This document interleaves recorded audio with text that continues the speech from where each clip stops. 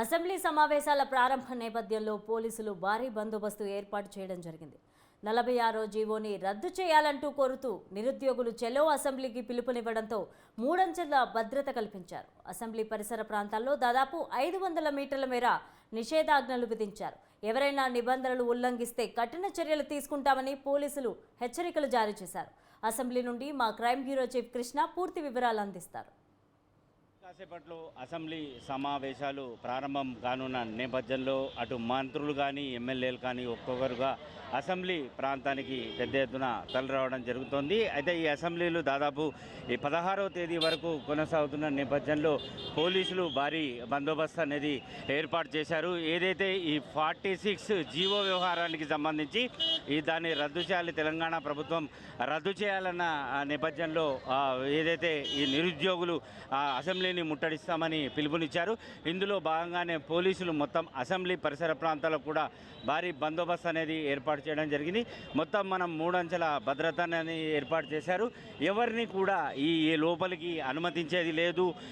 ఏదైతే ఈ 3 అంచెల భద్రతలో కూడా అసెంబ్లీ వ్యవహారాలకు సంబంధించి పాస్లు ఉన్న వారిని మాత్రమే అనుమతిస్తామని చెప్పేసి అధికారులు కూడా చెప్తున్నారు. అందులో దీంతోపాటు ఎట్టి పరిస్థితుల్లో ఈసారి ఈ అసెంబ్లీ కొనసాగే వరకు విజిటర్స్కి మాత్రం ఎలాంటి అనుమతి లేదని కూడా చెప్తున్నారు.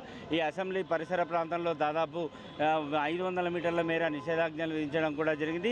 ఎవరు కూడా నిషేధాజ్ఞలు ఉల్లంఘించి మాత్రం ఎట్టి పరిస్థితుల్లో లోపలికి రాకూడదు అని చెప్పేసి అధికారులు చెప్తున్నారు. అయితే ఇటు నిజాం కాలేజు, అటు రవీంద్ర భారతి, ఇటు నాంపల్లి పరిసర ప్రాంతాల్లో ఎక్కడికక్కడ రోడ్లని పోలీసులు దిగ్బంధనం చేసి తమ ఆధీనంలోకి తీసుకోవడం జరిగింది.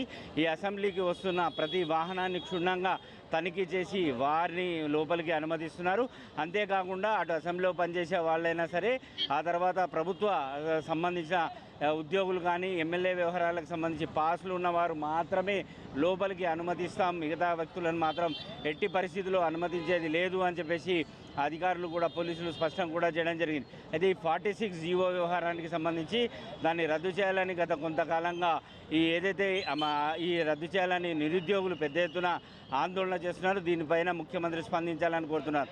అందులో భాగంగానే ఖచ్చితంగా ఏదైతే అరెస్ట్ చేయడం అందులో భాగంగానే ఏదైతే అసెంబ్లీ సమావేశాలను ఖచ్చితంగా ముట్టడిస్తామని చెప్పేసి ఈ నిరుద్యోగులు ప్రకటన చేయడం, దాంతో పోలీసులు ఈసారి పెద్ద ఎత్తున బందోబస్తు అనేది ఏర్పాటు కూడా చేయడం జరిగింది. మొత్తం అసెంబ్లీ పరిసర ప్రాంతాలే కాదు, దాదాపు 500 మీటర్ల మేర పోలీసులు మొత్తం కూడా ఈ నిషేధాజ్ఞలు కూడా విధించి మొత్తం భారీ కట్టుదిట్టం కూడా చేశారు. ప్రతి వాహనాన్ని తనిఖీ చేసిన తర్వాతనే లోపలికి అనుమతిస్తామని చెప్పేసి అధికారులు చెప్పడం జరుగుతుంది.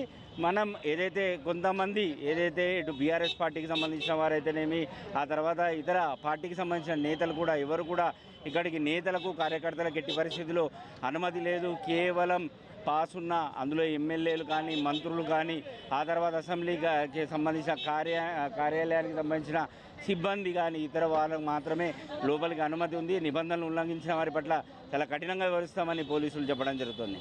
Court studio.